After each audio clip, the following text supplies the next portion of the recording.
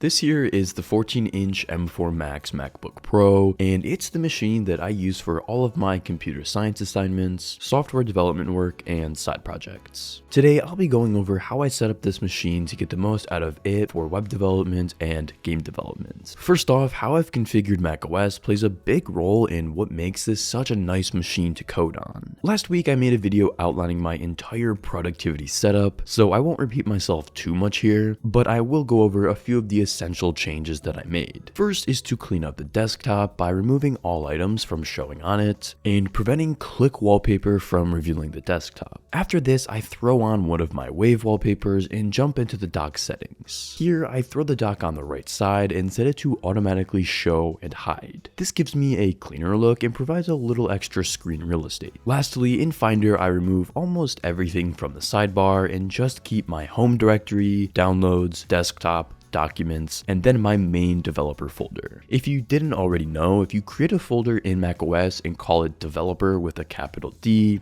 it will give you a hammer icon. I then just edit the toolbar to only show AirDrop, the action dropdown, and the group dropdown. Once this is done, there's a few apps I like to download for my menu bar. The first is Bartender, or if you want a free alternative, Hidden Bar allows you to clean up your menu bar and hide items you don't want to see all the time in a separate menu. There's a few apps that sit up here always visible, first of which is Ami, my calendar of choice that shows how long is left in my current event. Then there's One Thing, which lets me put any text I want for motivation or just a reminder. Then there's ItzyCal, which is a sleek drop-down calendar I've set up to show the date, and then when clicking it, I can easily add an event or see what day of the week some upcoming date is. Lastly, N10 is an app I recently bought off the Mac App Store that lets you specify one task you want to focus on, set a timer, and then it sits above all of your other windows to remind you of it. You can have a pulsing effect that goes off at a certain time interval. By default, it's a minute, and this is nice just to make sure you're staying on task and reminded of what it was you wanted to get done.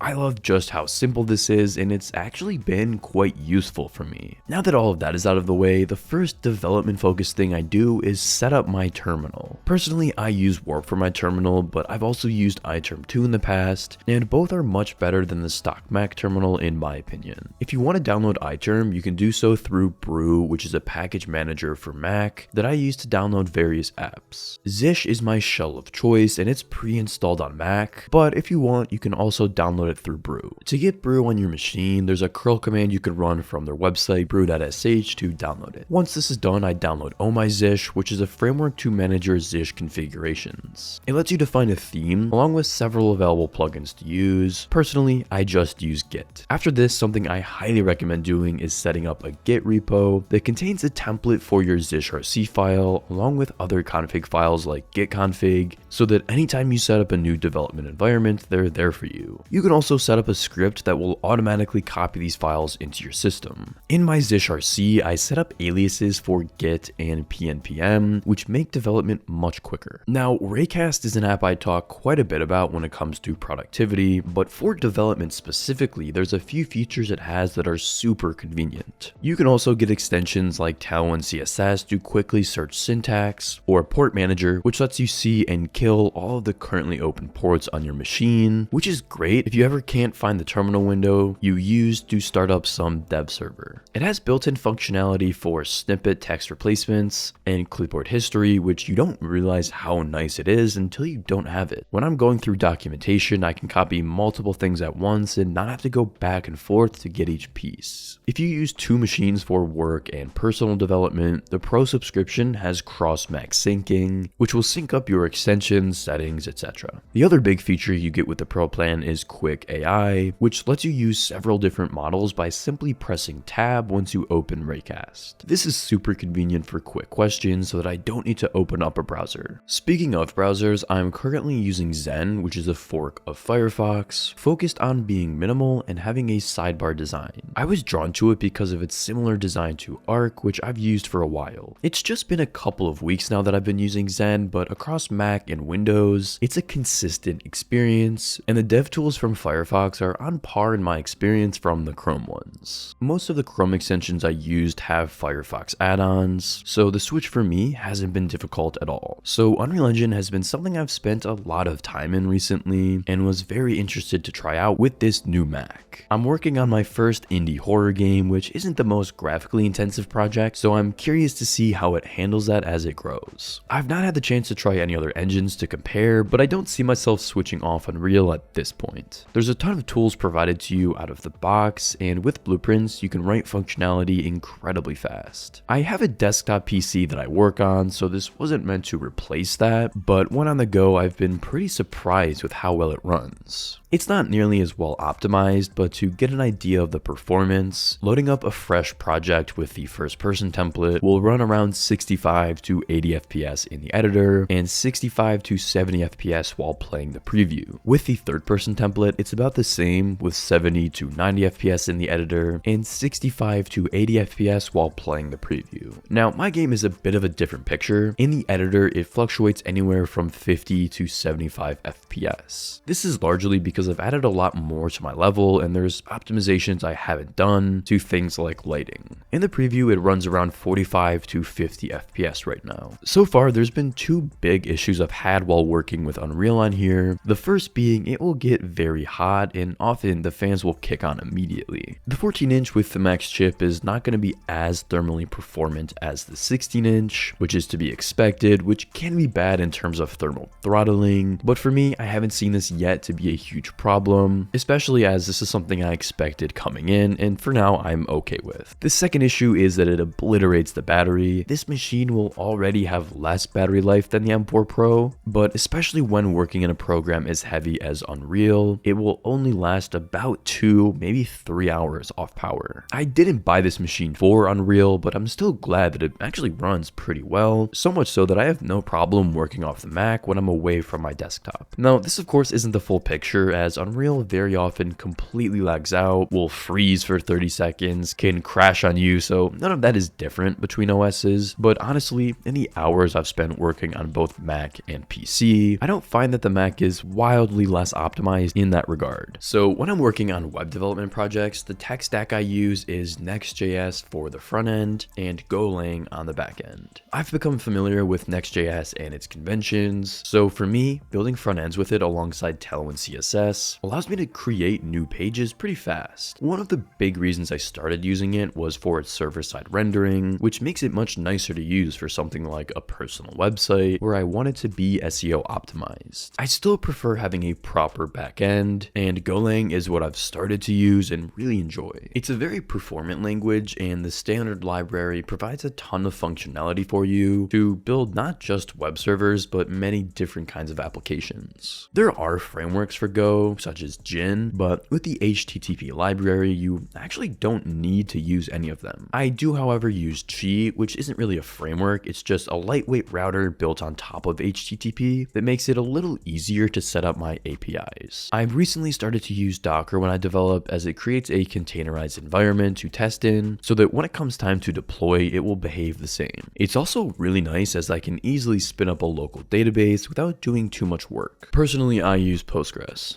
I host all of my front ends on Vercel, which is the easiest way to host Next.js. For Go, I currently use Railway, which is a similar platform as a service to Vercel, but built primarily for hosting backend services. I'm also at the moment experimenting with DigitalOcean droplets and setting up Nginx to host my backends with some more customization. Supabase is a platform that provides Postgres databases with an API that makes interacting with them pretty easy. I think they're nice to use for certain projects, but with the auto pausing on the free plan, I've recently just been throwing my databases on Railway, which hasn't given me any problems on their $5 a month hobby plan. I put all of my websites behind Cloudflare, which gives things like DDoS protection, which is something you definitely want when you're using a service like Vercel. Now, for sending emails, I like to use Resend, which has a really good Node and Golang SDK that makes it quick and easy to send out emails. They have a very generous free tier that's more than enough for the majority of side projects. Now, when I'm working with JavaScript, my editor of choice is Cursor. This is a fork of VS Code with AI built in. The auto-completions are really impressive, and by simply pressing Command K, you can ask AI to fix a bug or write some functionality. I find it super helpful when writing code similar to something I've already done, or things that are just generally pretty simple. My theme is Minimal from Nishabosh, my icon theme is Glyph for VS Code, and finally, I've started using the Vibrancy Continued extension to give the editor a glassmorphic effect. There's several several other extensions I use in Cursor, so if you're interested, I'll leave a link to a page on my website detailing all of those down in the description. Now, when working with Python at school, Ruby at work, or Golang, I prefer to use JetBrains IDEs as the language-specific autocompletions and some of the other features are really nice. Naturally, the ones I use are PyCharm, RubyMine, and Golang, and each one of them are more or less the same. It's just that they're auto-configured with the language-specific features and kept the most up-to-date with them. The JetBrains debugger is by far the thing I like most about them, as I find it really intuitive to use and a lot more helpful than print statements to track down what's going on in my code. So that just about wraps up how I set up my M4 Max MacBook and work from home environment to get the most out of it while coding. I hope this video gave you some inspiration on how you can set up your Mac for development, and if you enjoyed, you'll want to watch this one next where I set up a brand new Mac for productivity. Thanks for watching and take care.